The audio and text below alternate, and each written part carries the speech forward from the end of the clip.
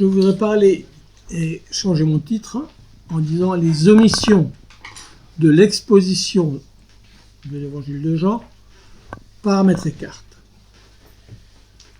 D'abord, cette exposition par Maître Eckhart de l'évangile de Jean.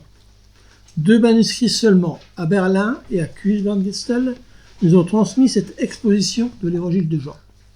Charles Schmitt, à Strasbourg, au milieu du XIXe siècle, affirmait qu'un évêque de Heidelberg aurait demandé dès 1330 que les écrits de Maître Eckhart soient brûlés.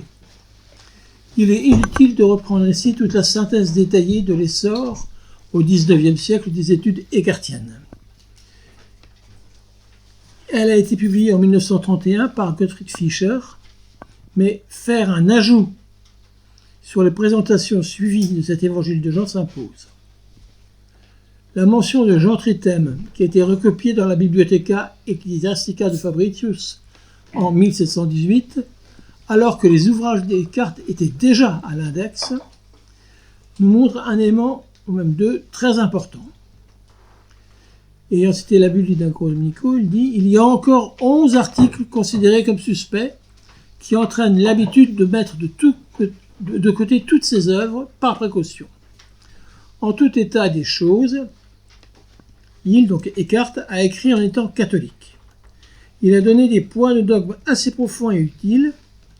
On peut citer certains livres, par exemple sur l'évangile de Jean 1, In Principio et Aneg, et Aquila. La mention de l'Incipit In Principio et Aquila était normative de l'exposition par Maître Eckhart. Et cela nous apprend que le proémium de Maître Eckhart là, est commun à tous les manuscrits alors en circulation. Dès la première partie au moins de cette exposition, nous avons un élément qui n'a pas été retravaillé avant d'être diffusé, à la différence des paraboles de la Genèse, où on a les preuves, dès le prologue et le poémium, d'un travail secondaire. Cet incipit, d'ailleurs, est en accord avec les manuscrits berlinois et cusins. Mais nous possédons aussi des mentions de manuscrits aujourd'hui disparus qui pointent vers l'exposition par Maître Eckhart de l'évangile de Jean.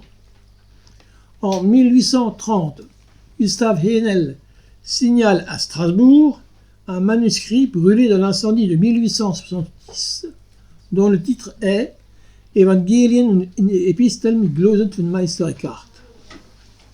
Ce manuscrit est composé de 1442 folios. Serait-il l'opus tripartitum avec une copie dans un autre manuscrit? On n'a pas d'autres éléments.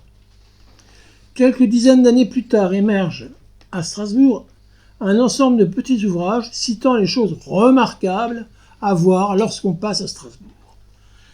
C'est ainsi qu'est signalé le Temple Neuf, et c'est ainsi qu'à l'intérieur du Temple Neuf est signalé un petit ouvrage théologique en 3 volumes tout à fait curieux. Et cet ouvrage est dans les chapelles où sont classés les ouvrages de Maître Eckhart.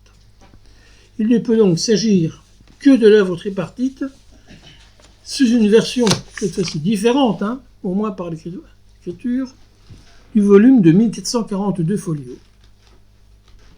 Revenons un peu à la vie de Maître Eckhart. À Paris, les cours se terminaient le 29 juin. Aucun diplôme n'était accordé avant la fête des apôtres Pierre et Paul. En 1303, Jordan Scott n'a pas pu être reconnu bachelier sentenciaire parce qu'il a été expulsé, tout comme Eckhart l'a été, le 27 ou 28 juin, avant d'être nommé. Étant étudiants, ils sont donc l'un et l'autre étudiants dans la même université. Il n'est pas exclu que leurs talents puissent les avoir réunis autour d'interrogations communes et que Maître Eckhart connaisse très bien la pensée franciscaine. Cela expliquerait la critique de la pensée franciscaine à travers toute l'exposition ignorale. Il faut aussi bien mesurer l'impact de l'expulsion de Licentiatus. Vous avez dans votre documentation un morceau des actes de Benoît XI, qui n'a jamais été montré jusqu'à présent, et qui montre les limites des index, hein, d'ailleurs. Si on cherche Eckhart dans la littérature pontificale, on a beaucoup de mal à le trouver. Le terme est souvent caché sous une périphrase.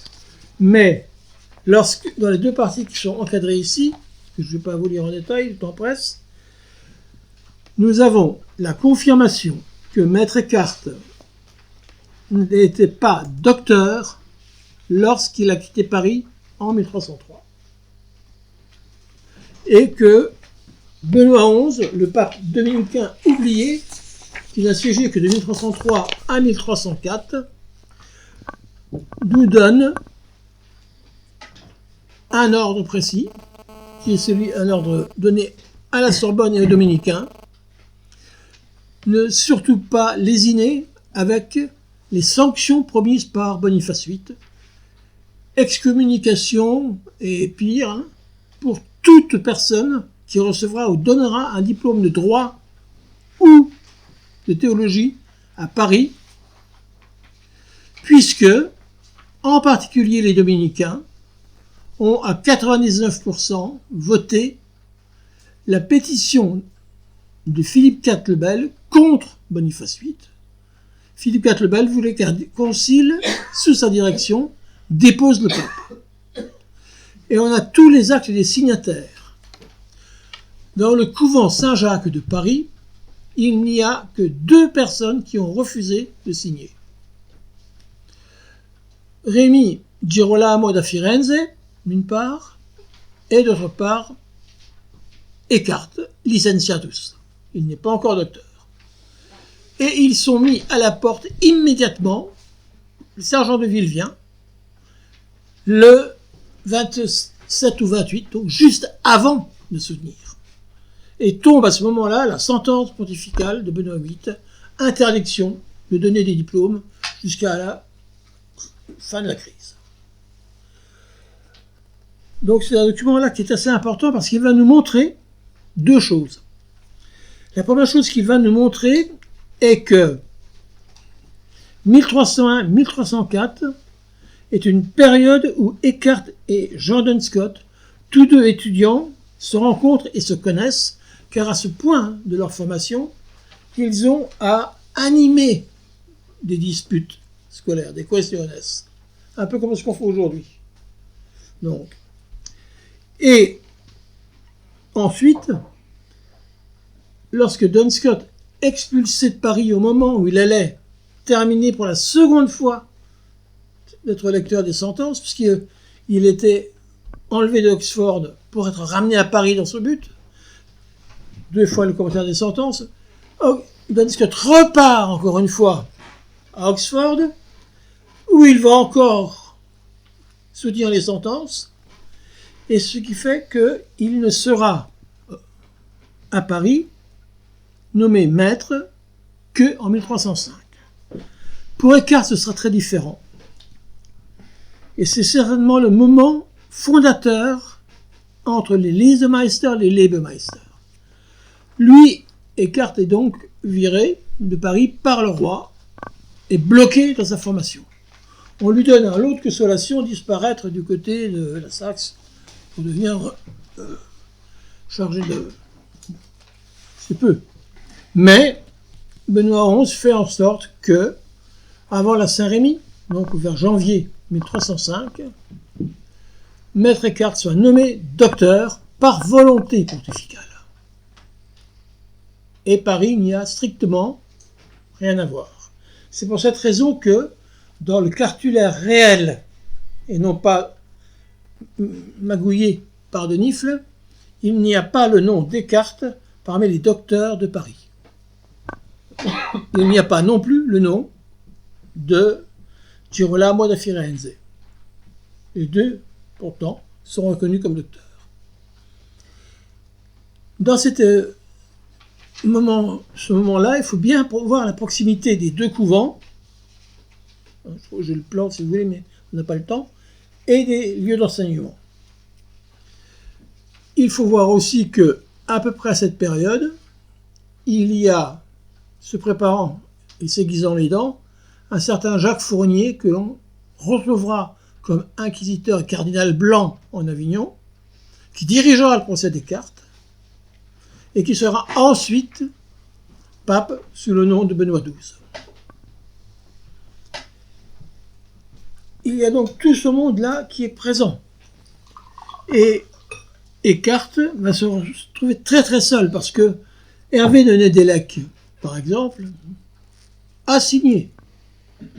Beaucoup de noms de ceux qui ensuite vont diriger la pensée et la discipline dominicaine sont des signataires qui restent à Paris sous menace d'excommunication, avec comme exemple le comportement de licencié Descartes, qui va devenir maître, que ça leur plaise ou non. Imaginez l'ambiance autour de lui. Donc, Maître Descartes se retrouve assez seul, mais il est, dans cette solitude, sous la protection de Benoît XI, lequel a la bonne idée de mourir au bout de 10 mois de pontificat. Revenons maintenant directement à l'exposition de l'Évangile de Jean, et mettons-le face à d'autres commentaires johanniques, surtout à cette époque. Beaucoup d'études actuelles ont présenté les liens et la dette albertinienne de Descartes en comparant le commentaire d'Albert le Grand avec l'exposition Descartes. Le plus difficile n'est pas d'y trouver des différences, le plus difficile est en fait de justifier qu'on y trouve des similitudes. En fait, ces commentaires sont totalement différents. La liste des œuvres des maîtres en théologie de Paris cite aussi leurs traités.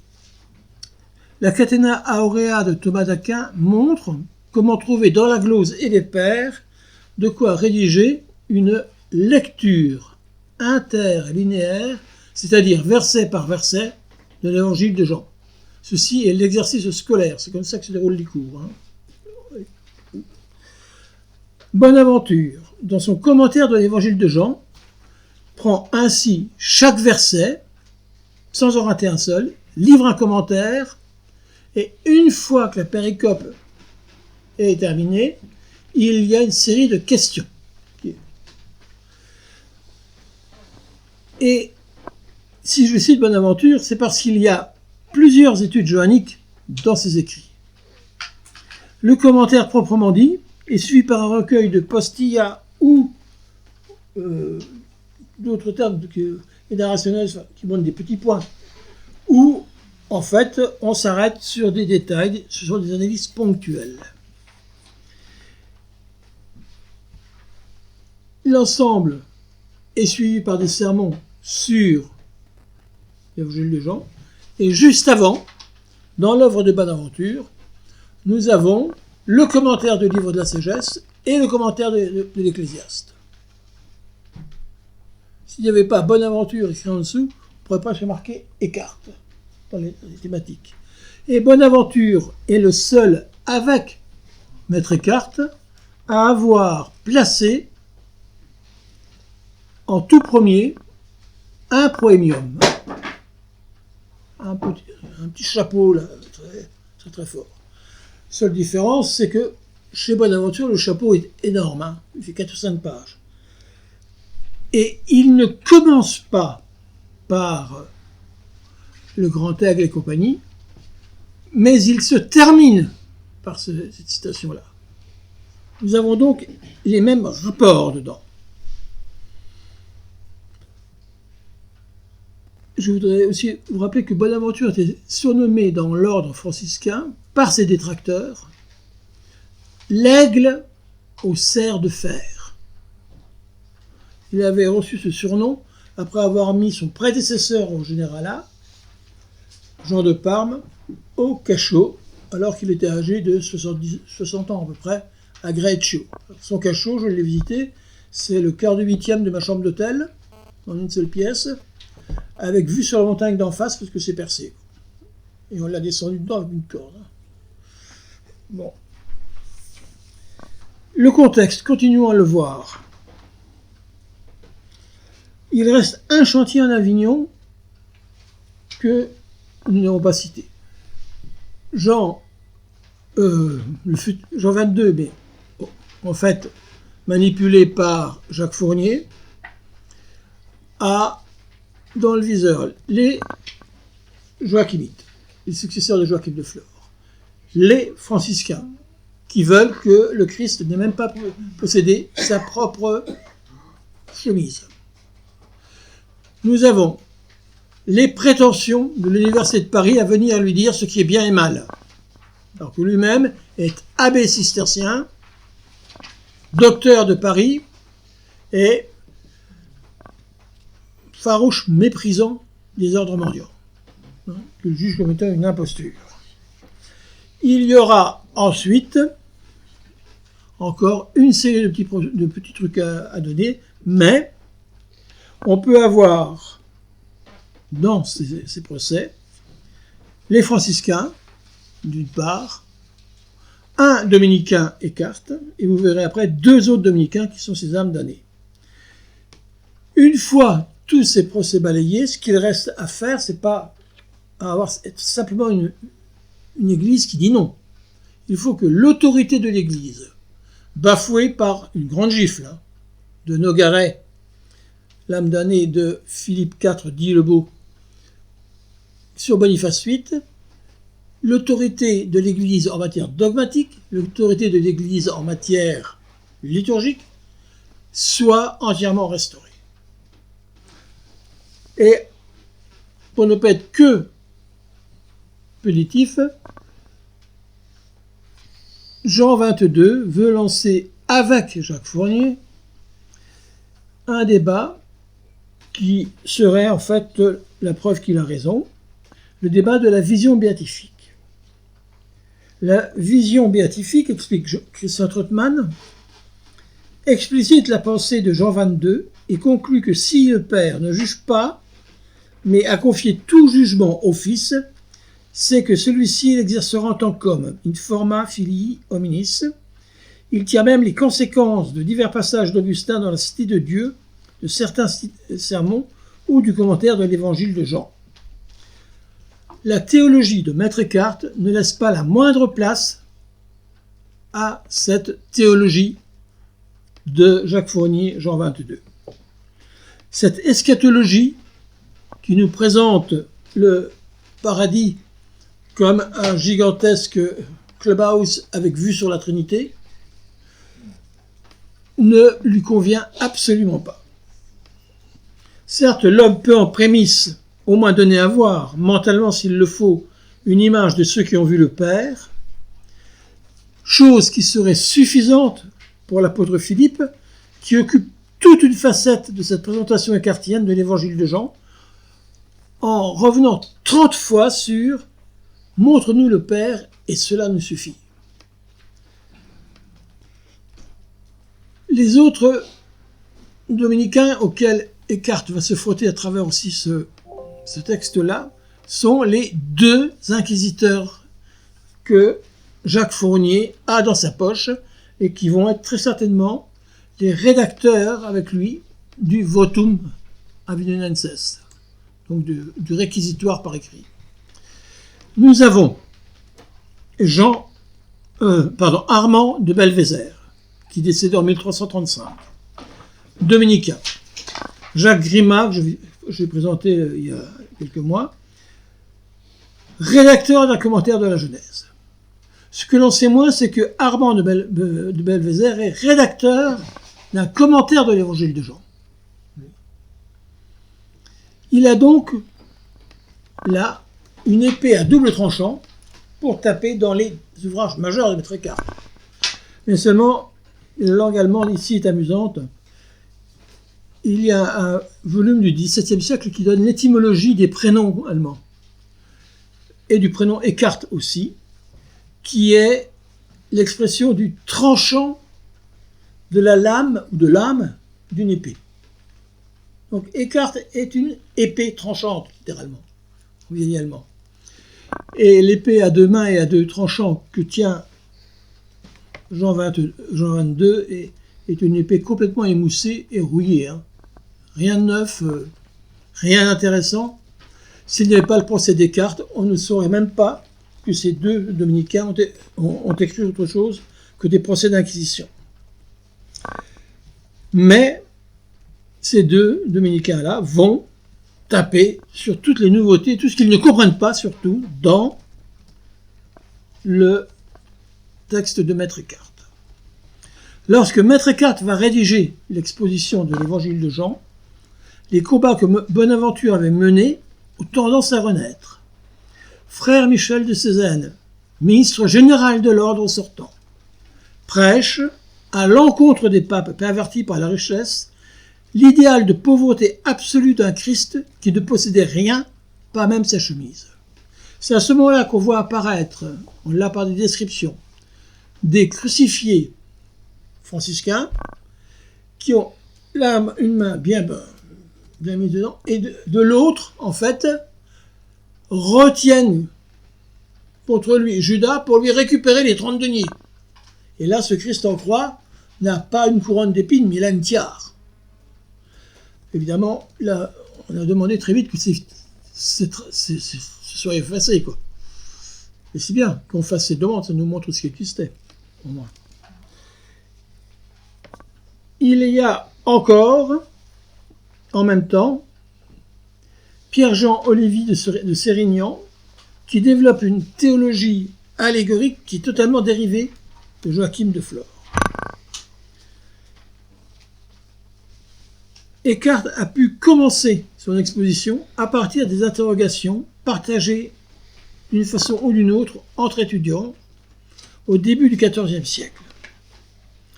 La première et grande différence avec la famille franciscaine, il la trouve avec Duns Scott en face de lui, qui lui aussi va rédiger un commentaire de l'évangile de Jean, qui est un écho finalisé de ses cours qu'il a donné entre 1306 et 1311 à Paris.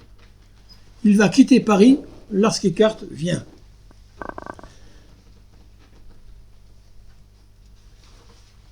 Duns Scott place une christologie imprégnée de la métaphysique d'Avicenne, d'Averroès et surtout pas d'Aristote. Dans l'école franciscaine, l'évangile de Jean est la révélation du Christ. Qui est le Christ? Dans les éditions de Korachi, des œuvres de Bonaventure, on a un très beau plan du commentaire de Bonaventure qui reste la matrice des autres commentaires de Jean à venir. Et là, ce sont des commentaires parce qu'ils sont des éléments donnés pour des cours. Si nous regardons d'un point de vue textuel ce qu'Eckhart nous propose au sujet de l'évangile de Jean, on a de quoi être très perplexe. À la fin, on lit « Ici s'achève l'explication du Saint-Évangile selon Jean. Dans de nombreux passages, l'auteur s'est étendu plus longtemps que ne le voulait sa première intention. » Bien. Ça ne dit pas grand-chose, hein, évidemment. Il a simplement traîné, et on a au final un texte déséquilibré. Maître Eckhart ne va pas s'attarder très longtemps sur les actions les plus surprenantes. La résurrection de Lazare produit l'énumération en 3 lignes des 3 types d'êtres humains que Dieu aime. Le retour de Lazare, donc, Maître Eckhart va dire qu'on n'a qu'à regarder chez Thomas d'Aquin, on en a amplement et suffisamment passé. Il est possible de lister les péricopes pas laissées sous silence. Le temps ici nous est compté. Je ne le ferai pas, d'autant plus que Emmanuel Beller a déjà travaillé cette question. Ce qui est le plus choquant pour nous reste la réduction du procès et de la passion à une mention nominative. Au pied de la croix se tenait, il énumère les gens qui étaient là, et un discours sur la vérité. Alors, il est vrai que c'est à ce moment-là qu'il va dire qu'il y a le père adoptif ou putatif de Jésus qui n'est pas loin, Joseph. Mais l'expression père putatif montre qu'en fait, c'est pas du tout cette paternité-là qui l'intéresse, hein. Elle est déjà mise au second point. Chez les dominicains, justement, le vendredi saint et le samedi saint sont 2 jours où ils ne doivent pas prêcher. Par respect pour le Christ, depuis Humbert de Roman, on se tait parce que, selon l'expression de Blaise Pascal qu'on a retrouvée dans ce manteau, son testament, Jésus prêche vivant, Jésus prêche au sépulcre. Et d'ailleurs, Blaise Pascal a fait une faute de français assez intéressante, puisqu'il écrit sépulcre à la façon de pulcra en latin, qui veut dire la beauté, ce qui est beau. Nous avons véritablement dans le texte des cartes une prise de conscience au chapitre 10 de l'évangile de Saint Jean, 10 à 12, par Maître Eckhart, qui en a vraiment assez d'avoir débordé des 18 premiers versets de l'évangile de Jean et d'avoir déjà dépassé la moitié presque de son volume. Les 18 premiers versets. Il est conscient qu'il va devoir accélérer le mouvement. Il ne dénigre pas les sens historiques ou allégoriques, puisqu'ils ont déjà été bien exposés. Il va explorer des détails qui manifestent de grandes vérités qu'on répète un peu partout. Il affirme ainsi que tous les éléments qu'il va enlever seront traités de même. Alors, dans cet ensemble-là, nous devons retenir que ce n'est pas un commentaire que Maître Eckhart nous livre ici, mais c'est une exposition. L'exposition, c'est un fil rouge qui est mis en travers des morceaux de l'évangile de Jean. C'est pas toute chose, hein. La pensée et au nom de l'unité de la personne, l'agir de Maître Eckhart présente la vie chrétienne comme un accueil de la Trinité.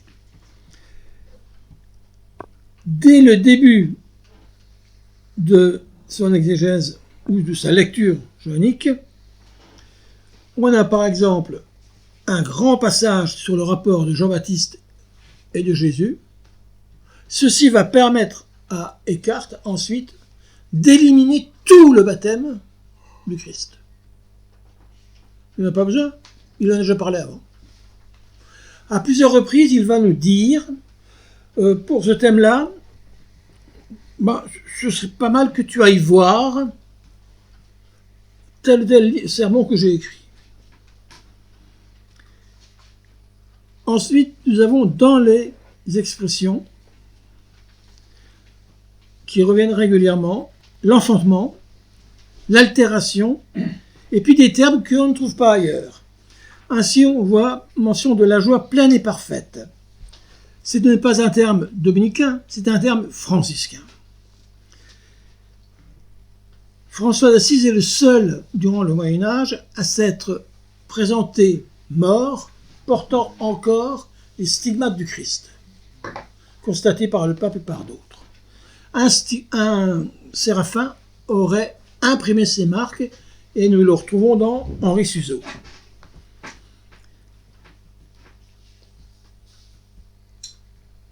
On aura beaucoup de difficultés à retrouver la péricope de la Samaritaine en Jean 4. Maître Eckhart, en supprimant toute narration, n'a gardé que l'affirmation de l'eau donnée par le Christ qui donne la vie éternelle. Donc, en apparence, tout semble être de rédaction au minimum. Parfois, il ne se fait que citer Jean Chrysostome. On a donc à se demander quelle est la logique qu'il y a sous ces choix. Il y a un mouvement entre altératio et génération qui est placé à la place de la Durchbruch. Mais il y a surtout, en permanence, une critique de la théologie franciscaine, de Bonaventure jusqu'à Duns Scotus. Il n'est pas étonnant que sous l'exposition johannique, un démontage en bonne et due forme de la théologie franciscaine ait amené Guillaume d'Occam, lui aussi pourchassé en Avignon, à mettre par écrit la mention des Descartes comme étant un fou halluciné. Évidemment, s'il lui sape toute sa tradition, il ne reste pas grand-chose. Hein. Il faudrait terminer. Et j'ai terminé, là, justement, la brutalité et la méthode de Jacques Fournier, qui va réunir ensemble tous ses ennemis, va finir par semer de la zizanie in agro dominico. Curieusement, c'est pas Descartes qui fait ça, c'est lui. Et ce moment où les mendiants se critiquent au lieu de se réunir va préparer le chemin, mais le chemin au grand schisme d'Occident qui ne saurait tarder. Nous avons tout l'argumentaire des Descartes contre les franciscains dans cette exposition ignorante. Alors j'ai beaucoup rehaussé.